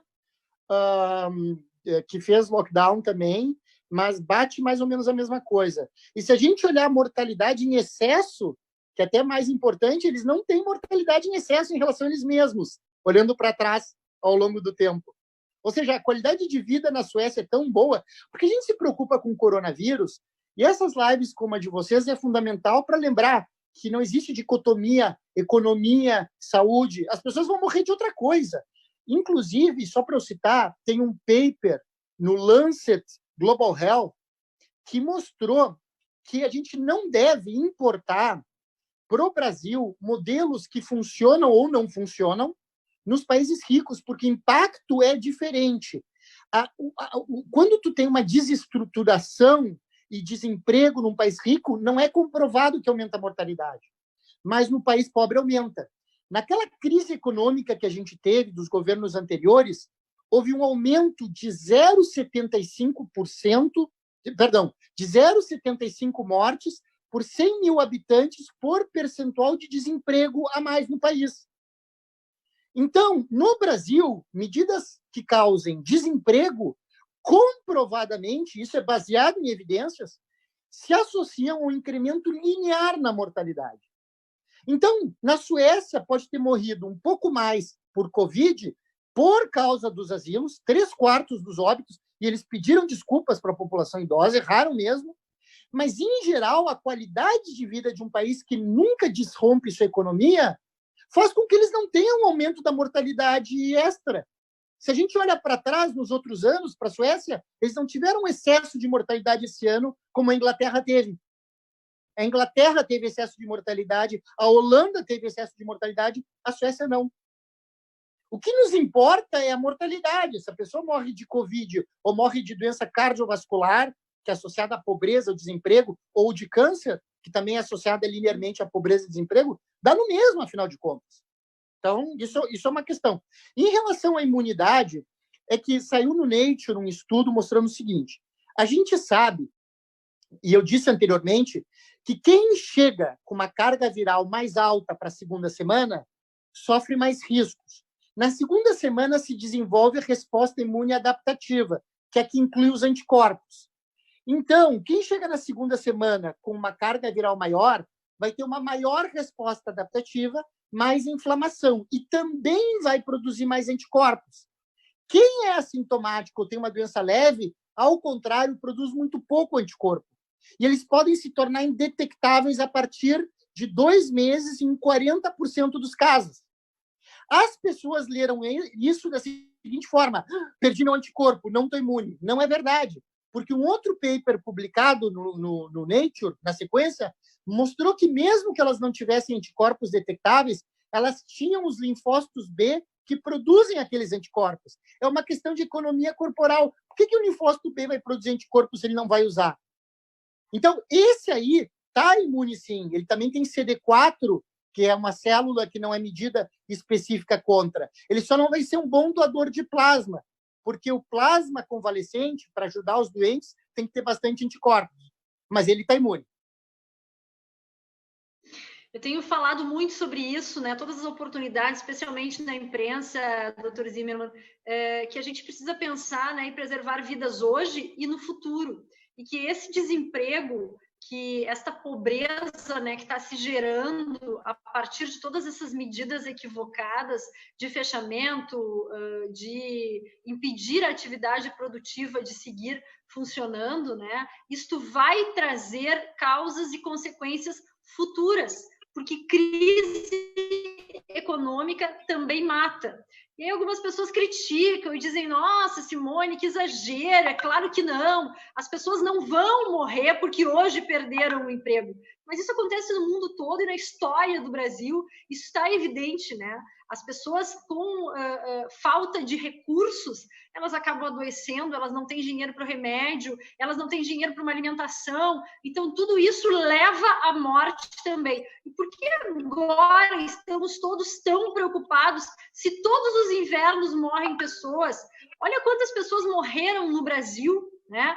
Todas as vidas são importantes. Não é porque agora a gente está com o holofote da imprensa voltado para essa questão do Covid que nós temos que entender que todas as ações são necessárias, única e exclusivamente para preservar as vidas nesse momento. Mas acho super oportuno também essa reflexão. E só para complementar, o Ronaldo de Paula está dizendo que na cidade de Canela começaram as entregas de kits.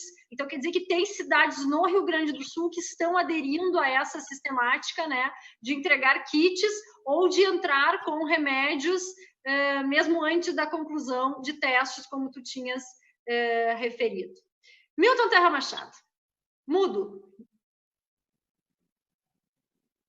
Pois então, ouvindo a explanação do Dr. Zimmermann, a gente fica impressionado. É alguém que conhece, que tem experiência e que está acompanhando, que tem muito realmente a ensinar, né? E que é importante que se dê voz ao Dr. Zimmermann e outras tantas vozes e inteligências que podem ajudar a pensar, né?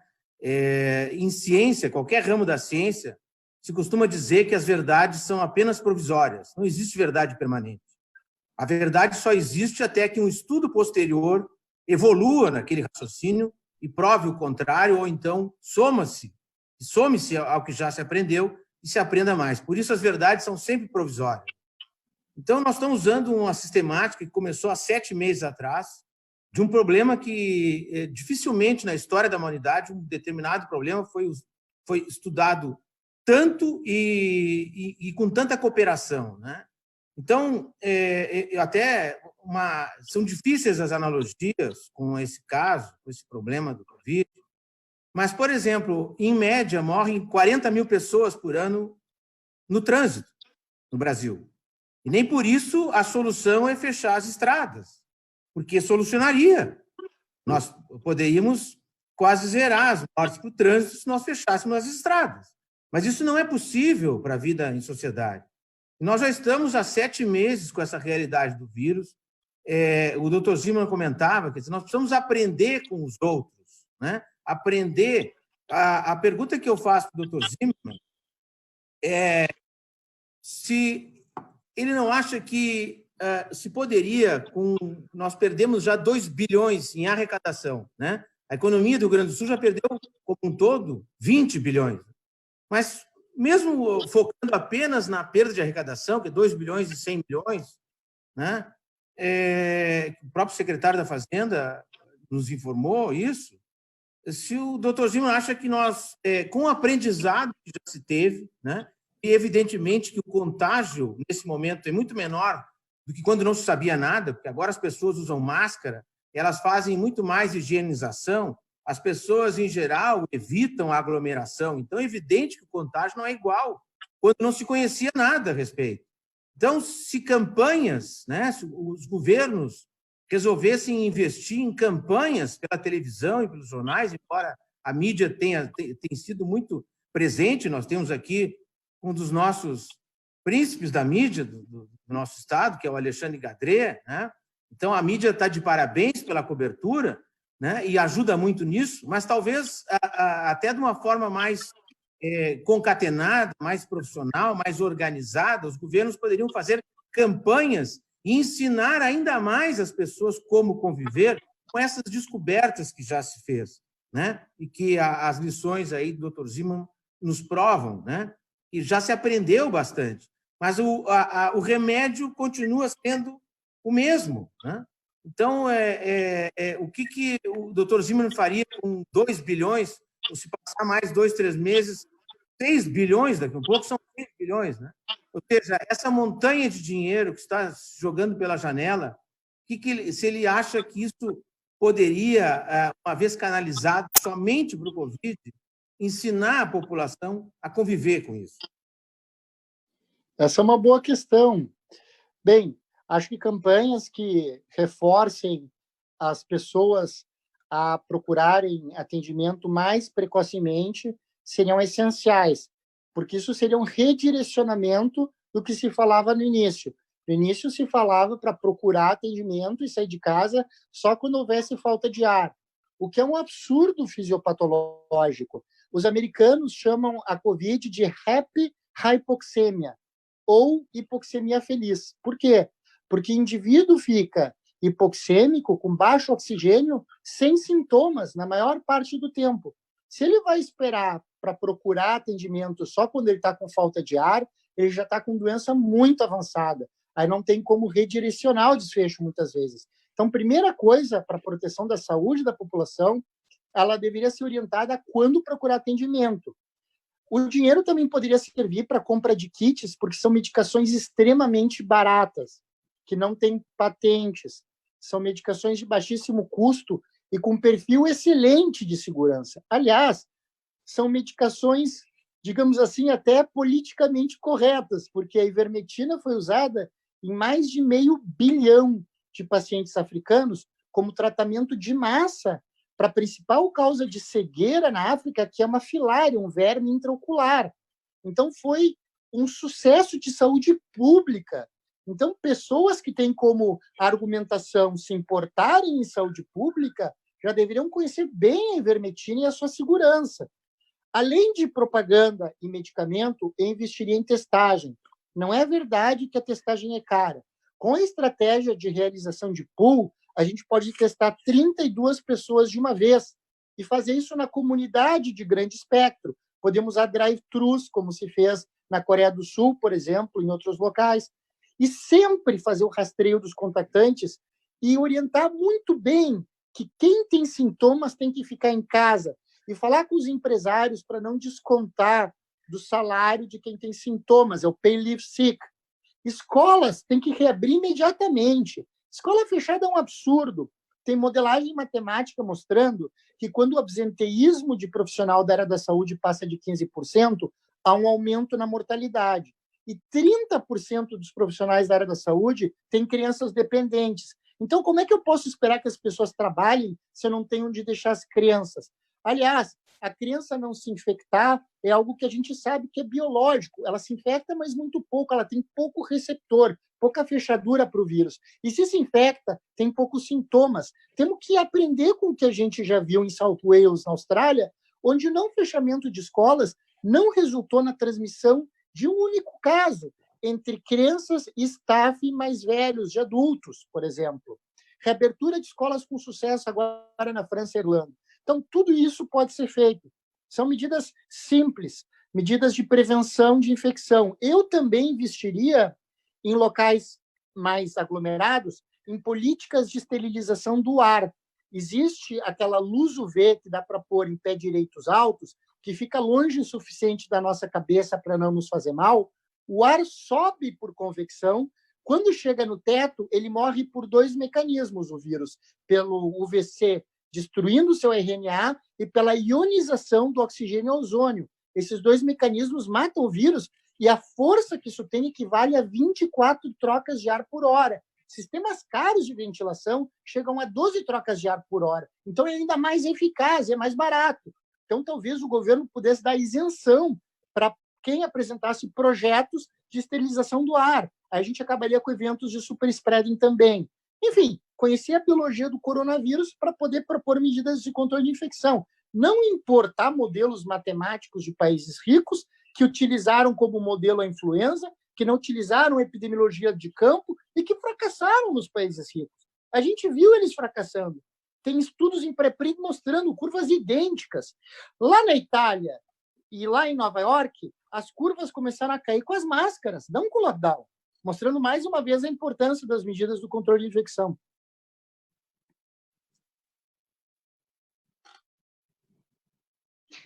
É bem interessante, doutor Zimmermann, porque tiveram perguntas com relação à ivermectina, com relação às crianças, que acabaram de ser respondidas. Anderson Cardoso. Doutor Ricardo, eu queria resgatar uma afirmativa sua, mais do que fazer uma pergunta, que é a importância de debates como esse, né? A partir, talvez fazendo uma síntese de tudo que foi tratado até aqui, uma primeira conclusão é que a estratégia que nós estamos adotando não é a melhor estratégia para o objetivo que nós pretendemos. Ou seja, se estivéssemos testando e rastreando, ao invés de fechar estabelecimentos empresariais, talvez tivéssemos tido um retorno muito melhor em termos de preservação da vida e preservação também de empregos e rendas da nossa população. Mas, de outro lado, nós estamos vendo uma certa resistência em receber essa mensagem, em implementar esse tipo de ação. Resgatando, nós falamos tanto de necessidade de políticos e de talvez até líderes nesse momento, né?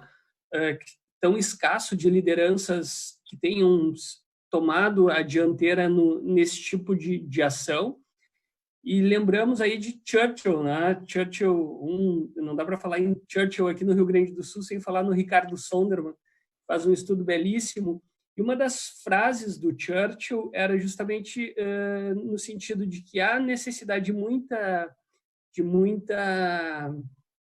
de ser muito, como é que eu vou dizer, muita responsabilidade, muita coragem até para se levantar e falar, mas é preciso também coragem para sentar e ouvir.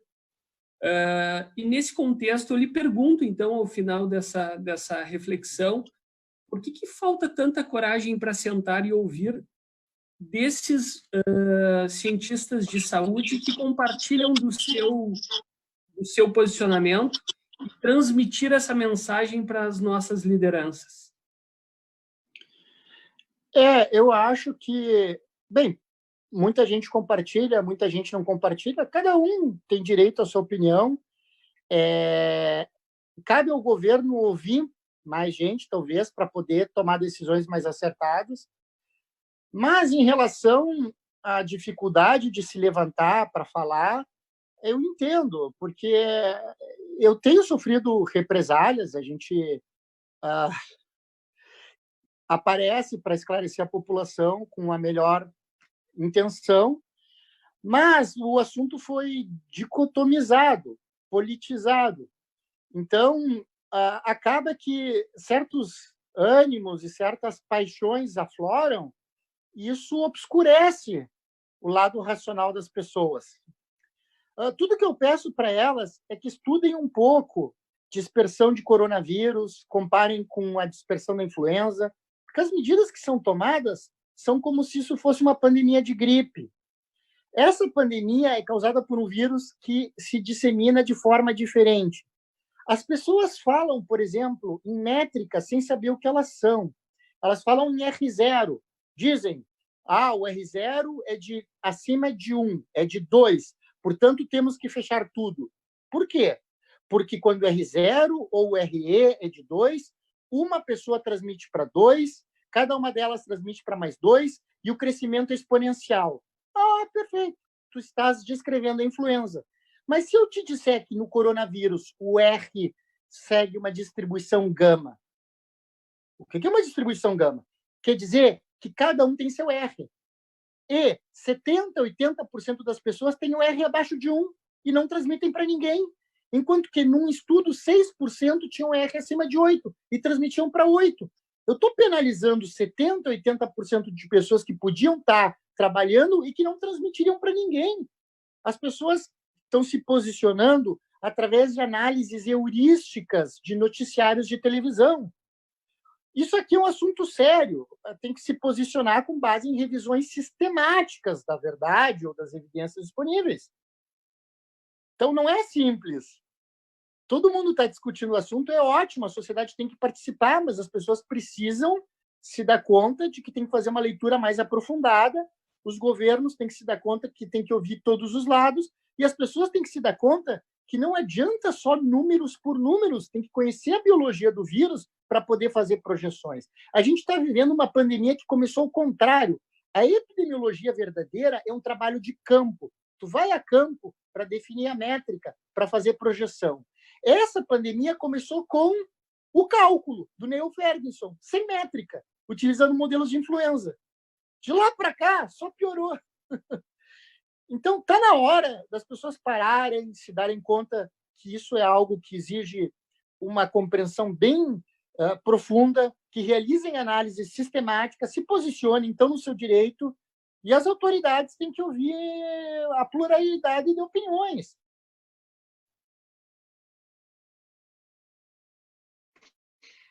O Rodrigo pediu a palavra para fazer.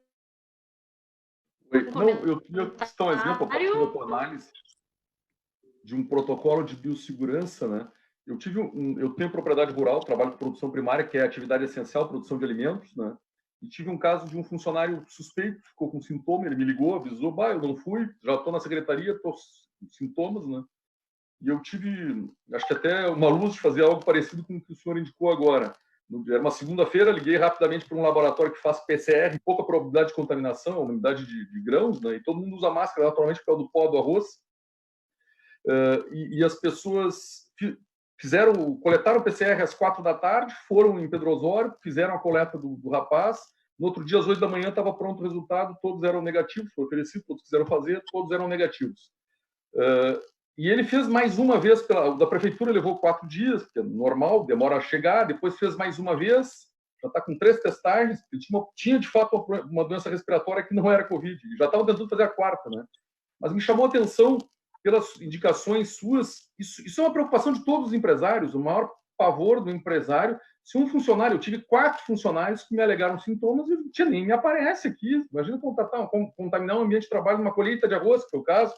Tia, eu estou com sintoma, pedi, não, nem aparece. As pessoas ficam constrangidas, mas é praticamente um pacto de confiança. Eu conheço meus funcionários, sei que são pessoas sérias, corretas, jamais não fariam isso, mas se prevalecer de uma situação dessas. E o que acontece é isso, a gente não quer contaminar o ambiente, não quer correr o risco, e não dá para saber se é ou se não é, mas na dúvida não vai, porque o risco é maior, né? E supondo que fosse, tem que saber rápido quem é que foi contaminado e isolar essa pessoa para o bem dela e para o bem dos colegas e para o bem da atividade produtiva, que é a produção de alimentos, para a gente continuar produzindo comida para as pessoas, né? Em todos os sentidos. Então, as coisas que eu gravei, que o senhor falou, se eu fosse imaginar, eu gostaria de sugerir que fizesse o mesmo protocolo para tratamento precoce de Covid que vocês fizeram agora como sugestão, que fizesse uma sugestão de ambientes seguros, um protocolo de biossegurança. Eu só, ouvindo o que o senhor falou, que são já verdades científicas, já pelo que citei, né? Me corrija se eu estiver errado, eu elenquei aqui uso de máscaras, já é incontestável, lavar as mãos com sabão, álcool gel, é incontestável, a eficácia, distanciamento de 2 metros, somado agora a uma esterilização do ar, né? Testagem rápida das pessoas que estão com sintomas e isolamento dessas pessoas, rastreamento das pessoas, como o senhor citou agora, e acho que um pacto dos patrões e dos empregados, é óbvio que não vai se descontar o valor de quem está com sintoma, porque é para o bem de todos, e a coisa mais fácil, se ele está com sintomas, é pegar um atestado médico por 15 dias, por 10 dias, né? E é o que tem que fazer, e é o que tem que dar, e nem precisa de atestado nesse caso, nem seria o caso, né? Mas eu lhe pergunto assim, porque eu vejo que o interesse do empresário não é economizar nada nesse momento, é investir na segurança do seu ambiente de trabalho para si, para os seus funcionários, para os seus clientes e para o bem da atividade produtiva, para o bem do país. Isso é uma questão patriótica, né? O Bacchieri comentou, foi o primeiro caso Covid de Rio Grande, ele diz assim, os empresários dariam milhões de reais para evitar uma parada, mas eles não querem jogar dinheiro fora, não querem colocar dinheiro em política equivocada. Eles investiriam nos equipamentos, fariam... Então, exemplo, eu me sinto mais seguro quando eu entro num shopping center, que já mede a minha febre, e tu já te condiciona, né? Não, eu não vou tocar em nada. O cara na entrada já mede a tua febre ali, já te passa álcool gel, já esteriliza o que te entrega, tu já fica condicionado. Tem que me cuidar aqui, né? Então, eu me sinto... Acho que essa seria a minha provocação, se o senhor não poderia sugerir um protocolo de biossegurança com todos os itens que o senhor acha, porque não tenho dúvida da aceitação do mundo empresarial, do mundo dos empreendedores, do menor ao maior. As pessoas que trabalham com planejamento, trabalham com ética, com correção, e todo mundo quer o bem, quer continuar vendendo, quer continuar trabalhando. Não, claro, acho que seria excelente. Nos modos do protocolo que a gente sugeriu, por exemplo, de tratamento precoce, a gente tem tido, no entanto, como eu posso dizer, muita resistência, inclusive denúncias ao Conselho. Por exemplo, a gente sofreu uma denúncia de diversas sociedades por estar fazendo um protocolo de tratamento precoce, porque os protocolos ou guidelines dessas sociedades não preconizam tratamento precoce. Mas o Conselho já nos garantiu que o médico tem autonomia para definir o que é melhor para o seu paciente, desde que seja esclarecido de benefícios e riscos. Mas a situação dos médicos atuais que se opõem ao lockdown ou que se opõem a não fazer nada, que querem tratar seus pacientes, que querem ajudar a manter a roda da economia girando, não por se interessarem em economias, mas por se interessarem nos pacientes, e no fim das contas é uma coisa só. A gente sabe que pobreza mata, não tem sido fácil. Vou dizer aqui como depoimento pessoal, eu tive que contratar um advogado específico para me representar no conselho, porque qualquer coisa que for feita em relação a isso, a represália é grande. Então, não é fácil, mas a gente está tentando ajudar no que a gente pode, sem dúvida. Não se privamos disso. A gente fez um juramento de fazer o melhor pelo nosso paciente e manter a sua saúde financeira, embora seja o trabalho, talvez, dos economistas. A gente sabe que é importante. A gente, como médico, os oncologistas não oferecem... Qualquer câncer é curável com doses suficientemente altas de quimioterapia, mas não adianta matar o hospedeiro, né? Então, também não adianta o médico oferecer estratégias que vão resultar na falência completa da capacidade do paciente se manter vivo por outros motivos. Então, isso também não é uma solução sustentável. Não faz sentido nenhum. Sim, olha, fulano, fica em casa para sempre. Depois o paciente se suicida. Isso foi culpa da recomendação de ficar em casa. Os índices de depressão estão altíssimos, o desemprego mata no Brasil, isso é baseado em evidência. A gente fica triste, porque quem revisa e lê e faz uma análise desprovida de conflitos de interesses partidários, econômicos, em geral chega à mesma conclusão. Não.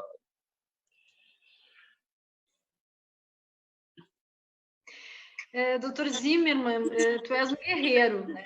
A gente tem observado os teus posicionamentos e, sem dúvida, tu está sendo incansável nessa luta, né, contra o Covid, especialmente para alertar e esclarecer a opinião pública. Eu ia ainda abordar essa questão, né, de doenças de saúde mental, enfim, que é depressão, suicídio. A gente está acompanhando, nós sabemos pessoas próximas de nós, né? Enfim, já passaram por essa dificuldade, então a gente precisa cada vez mais serenidade para encarar esse momento de grande adversidade. Queria dizer que nós comungamos, né, desses mesmos princípios seus, e é por isso que nós propusemos esse encontro aqui, os nossos líderes empresariais, contigo que tem essa visão, né, tão refinada assim, e tão adequada para esse momento. Dizer que a Federação acredita muito que nós temos que seguir trabalhando, seguir todos os protocolos sanitários, sem dúvida, manter as pessoas de risco isoladas, mas nós temos que pensar no momento pós-pandemia. Todas, como eu já referi, né, todas as vidas são importantes, nós queremos preservar a vida de todos os gaúchos, mas nós não podemos pensar só nesse momento atual. Nós já estamos aí há mais de 1h30, né, debatendo, refletindo, poderíamos por muito mais tempo, né, seguir esse nosso debate, mas respeitando também o tempo das pessoas que estão nos acompanhando.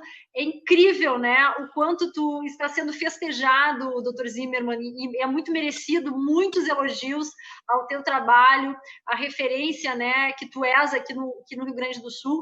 E eu queria que, ao encerrar, tu pudesse, de fato, nos dizer como é que a gente pode amenizar toda essa situação de insegurança individual? Como é que a gente tem que agir dentro de casa, ou mesmo, né, no nosso ambiente de trabalho, para aqueles que permanecem trabalhando, para que a gente possa ter a tranquilidade de estar fazendo tudo certo e se protegendo ao mesmo tempo? Bom, pessoal, em relação a risco de transmissão no ambiente de trabalho, indo no shopping, indo na academia, aliás, saiu um estudo norueguês agora mostrando um ensaio clínico randomizado. Ir ou não ir na academia não muda em nada o risco de infecção. Ou seja, seria baseado em evidências abrir as academias amanhã, porque o único ensaio clínico randomizado que tem mostrou que isso pode ser feito. Então, o risco de infecção na comunidade é muito baixo, gente. É em torno de 0,45% por contato, porque o contato é muito pouco íntimo.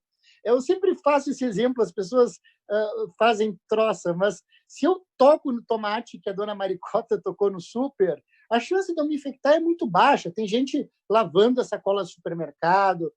Isso não precisa. A gente pode relaxar em relação a isso. Claro, tentar evitar ambientes aglomerados é uma boa estratégia. Pode haver transmissão aérea. Estar de máscara nesses ambientes é importante. Usar álcool gel é importante, embora também a transmissão aérea seja mais importante que a transmissão indireta por tocar em superfícies contaminadas, mas ajuda. Em ambientes fechados, uma boa forma de lidar com os aerosóis é lavar o chão de forma adequada. Olha que estranho, quando a gente lava o chão de forma adequada, a gente reduz a concentração de aerosol no ar. Por quê? Os aerosóis eventualmente caem no chão e ressuspendem. Se o chão foi bem lavado, eu matei os aerosóis que não ressuspendem mais. Manter janelas abertas, manter ventilação adequada, manter os ar-condicionados nos modos não de recirculação, por exemplo, no carro, quando tiver mais gente. não restringir transporte público, porque isso aumenta o número de pessoas por unidade. Evidentemente, não é uma coisa inteligente esse tipo de restrição. Quando chega em casa, eu recomendo que tire o sapato, deixe na porta, mas deixe o álcool gel mais ou menos na entrada, higienize, tire sua máscara. A máscara pode ficar pendurada no sol, quando houver sol, para ser esterilizada, ou pode ser mergulhada em saneante, o que é recomendado. Então, as pessoas têm que ter um número adequado de máscaras.